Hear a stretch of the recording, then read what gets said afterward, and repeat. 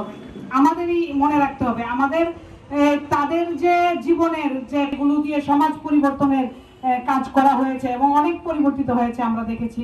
Humayun Ahmed sir যে কাজটি করেছেন, এই কাজটি সকল লেখকরাই চেষ্টা করেছেন। তো আমরা মনে করি আমাদের সমাজের এটা একটা বিপ্লব, সেই বিপ্লবটাকে আসলে সেই প্রজন্মটাকে বইয়ের প্রতি ধরে রাখার জন্য, এই ধরে রাখা যখন লেখক হয়ে বা যেই হয়ে আমাদের তো মরতে হবে, তিনি হয়তো সেই যেহেতু থাকা যায় না, কিন্তু আমরা করছি কি যে তার যে সেই যে কর্ম সেইগুলো যেন নতুন প্রজন্মের কাছে পৌঁছে এবং নতুন প্রজন্ম যেন ভুলে না যায়। পড়ালেখার বাইরেই চলে গেছে, এটা এমন অবস্থায় চলে গিয়েছে যেটা ভাষার প্রকারটি আবার ব্যাক করবে কিনা আমার মনে হয় না। তো আমরা যেন আর যাতে না যায় পরবর্তী প্রজন্ম অদ্যাবধি পর্যন্ত আমরা তার স্মরণে আমরা ওনাকে নিয়ে হয়তো অনেক, কিন্তু ওনার যে কর্মজীবনের যে ভালো ভালো দিকগুলো আছে, কিভাবে তিনি আকৃষ্ট করেছেন, কি স্তরেই আমরা অন্তত আমাদেরকে ঝালাই করতে পারি, যেন আমরা আমাদের পরবর্তী প্রজন্ম সকলের প্রতি কৃতজ্ঞতা জানাচ্ছি।